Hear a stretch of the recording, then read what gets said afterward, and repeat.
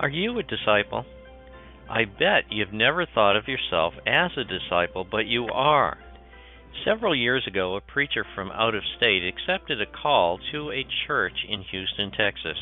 A few weeks after he arrived, he had an occasion to ride the bus from his home to the downtown area. When he sat down, he discovered that the driver had accidentally given him an extra quarter. As he considered what to do, he thought to himself, I'd better give the quarter back. It would be wrong to keep it.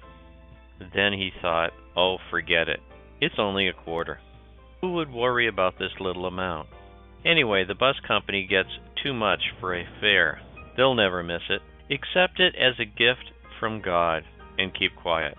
When his stop came, he paused momentarily at the door, and then he handed the quarter to the driver and said, Here, you gave me too much change.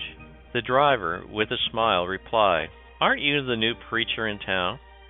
Yes, he replied. Well, I've been thinking a lot lately about going somewhere to worship. I just wanted to see what you would do if I gave you too much change. I'll see you at church on Sunday. When the preacher stepped off the bus, he literally grabbed the nearest light pole and held on, and said, Oh God, I almost sold your son for a quarter. Our lives are the only Bible some people will ever read.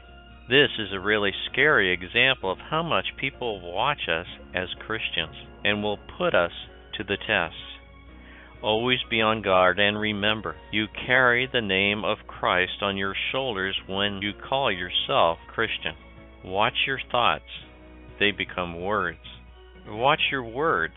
They become actions. Watch your actions. They become habits. Watch your habits. They become character. Watch your character. It becomes your destiny.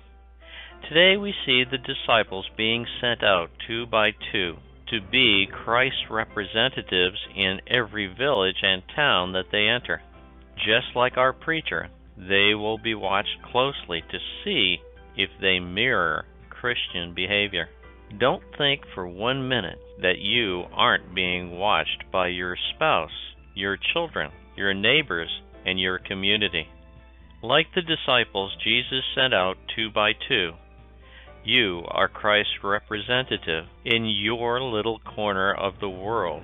The question is, do you measure up?